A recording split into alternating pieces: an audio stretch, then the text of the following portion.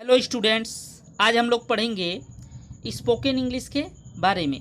तो देखिए, हमारे चैनल स्टडी 9 क्लासेज को अगर आपने सब्सक्राइब नहीं किया है तो सब्सक्राइब करें, बेल आइकन को प्रेस करें और दूसरे लोगों को ज़्यादा से ज़्यादा शेयर करें, ठीक है ना।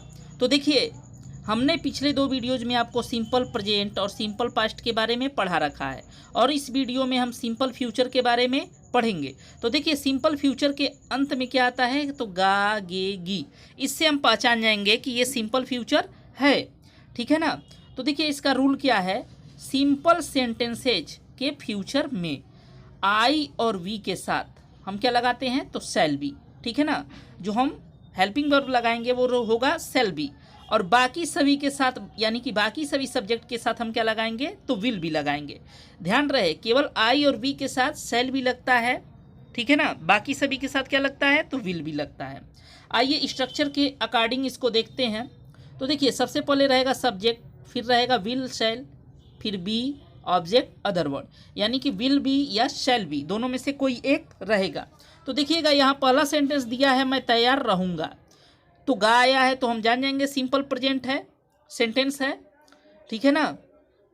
अब देखिएगा, हम सबसे पहले सब्जेक्ट लिखेंगे तो आई हो जाएगा और आई के साथ क्या लगाना है, शैल बी, और उसके बाद से क्या रहना है, तो ready. I shall be ready, मैं तैयार रहूँगा।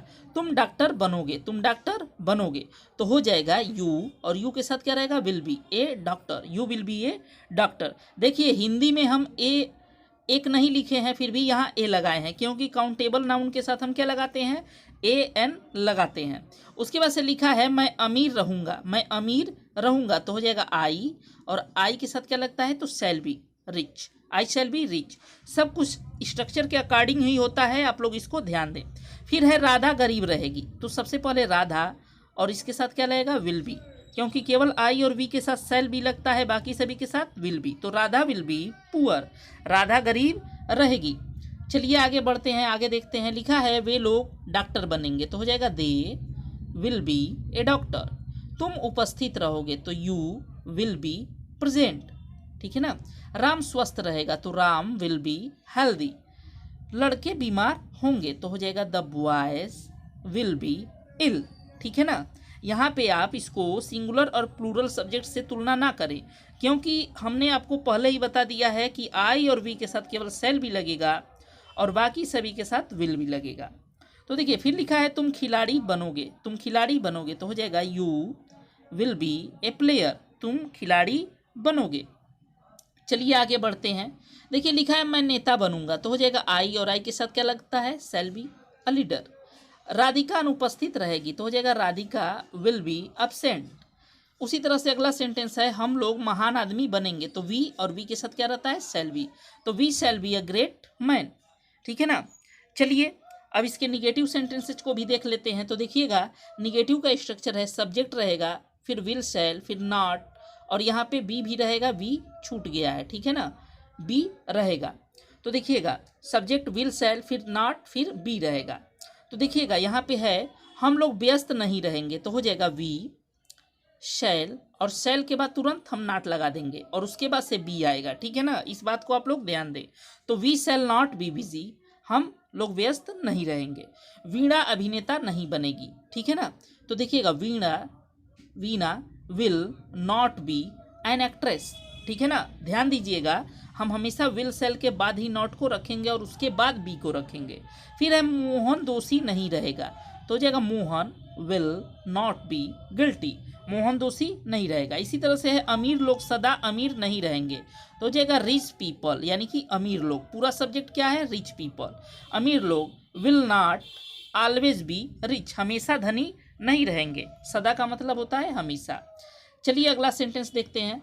अगला सेंटेंस क्या है, तो अगला सेंटेंस है, वे लोग किसान नहीं बनेंगे, तो हो जाएगा they will not be farmers, वे लोग किसान नहीं बनेंगे। इसी तरह से देखिएगा, अब इंट्रोगेटिव आ गया। तो देखिए, यहाँ लिखा है, यदि क्या, ठीक है ना, यदि क्या शब्द वाक्य के शुरू में आया हो, कहाँ आया हो, तो शुरू में आया हो, तो हम उसकी अंग्रेजी वाट नहीं लिखते हैं। ऐसा मैंने पिछले वीडियोज में भी आपको पढ़ा रखा है। तो हम क्या करेंगे, वाक्य को विल शैल से शुरू करेंगे। तो देखिएगा, सबसे पहले विल शैल, दोनों में से कोई एक जो भी वहाँ पे उचित हो, सूटेबल हो, उसके बाद से क्या हो जाएगा, सब्जेक्ट और फिर बी रहेगा, फिर ऑब्जेक्ट और उसके बाद से अदर वर्ड और क्वेश्चन मार्क। ठीक है ना। तो चलिए देखिए यहाँ समझते हैं। लिखा है क्या तुम शिक्षक बनोगे, तो देखिएगा यू के साथ क्या लगेगा, विल ही तो लगेगा ना, तो हम विल को यहाँ रख देंगे और उसके बाद से सब्जेक्ट, तो तुम सब्जेक्ट है तो will you be a teacher, will you be a teacher. चलिए आगे देखिएगा, आगे लिखा है क्या वह लेखक बनेगा, तो देखिएगा will he be a writer. देखिएगा ही के साथ विल लगेगा तो हमने विल को ही पहले रख दिया। ठीक है ना, बस यही किया गया है, बाकी सब उसी तरह स्ट्रक्चर के अकॉर्डिंग है। उसके बाद से है क्या तुम मेरे दोस्त बनोगे, तो हो जाएगा will you be my friend, will you be my friend. फिर है क्या वह परसों कॉलेज में रहेगी, तो हो जाएगा विल शी बी, क्या वह रहेगी in college the day after tomorrow. परसों, परसों की इंग्लिश क्या होती है, द डे आफ्टर टुमारो।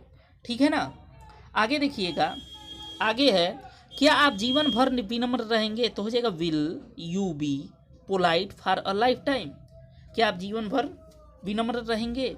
फिर है क्या मैं स्कूल से बाहर हो जाऊंगा, तो हो जाएगा shall I be out of the school, क्या मैं स्कूल से बाहर हो जाऊंगा। देखिएगा यहाँ आई के साथ सेल लगता है, इसलिए यहाँ क्या की अंग्रेजी क्या हो गई, सेल हो गई। ठीक है, इस बात को आप लोग समझें। चलिए अगला रूल देखते हैं। लिखा है यदि इंट्रोगेटिव वर्ड, क्या लिखा है, यदि इंट्रोगेटिव वर्ड वाक्य के बीच में आया हो, कहाँ आया हो, वाक्य के बीच में आया हो, तो हम क्या करते हैं, हम उस इंट्रोगेटिव वर्ड की इंग्लिश सबसे पहले लिखते हैं। तो देखिए यहाँ पे इंट्रोगेटिव वर्ड को रख दिया गया है, बाकी स्ट्रक्चर वही है जो पीछे हमने पढ़ा। ठीक है ना। तो देखिए लिखा है तुम मेरे साथ कैसे नहीं रहोगे। अब देखिएगा यहाँ पे कैसे शब्द आया है और नहीं भी आया है, यानी कि ये इंट्रोगेटिव निगेटिव दोनों है। तो हम सबसे पहले लिखते हैं इंट्रोगेटिव वर्ड हाउ, और फिर देखिएगा विल या सेल कैसे लगाएंगे, तो सब्जेक्ट के अकॉर्डिंग। तो यू के साथ विल लगता है तो इसलिए हम यहाँ विल रखेंगे, तो हाउ विल यू, और फिर सब्जेक्ट के बाद नॉट लगा देते हैं इंट्रोगेटिव में। तो how will you not be with me, how will you not be with me. इसी तरह से वे घर पर कब नहीं रहेंगे, वे घर पर कब नहीं रहेंगे, तो हो जाएगा वेन, और देखिएगा दे के साथ विल लगेगा तो हमने यहाँ पे विल लगा दिया, तो when will they not be at home, वह घर पे कब नहीं रहेंगे। वैसे उसी तरह से अगला सेंटेंस है वह कैसे खुश नहीं होगी, वह कैसे खुश नहीं होगी।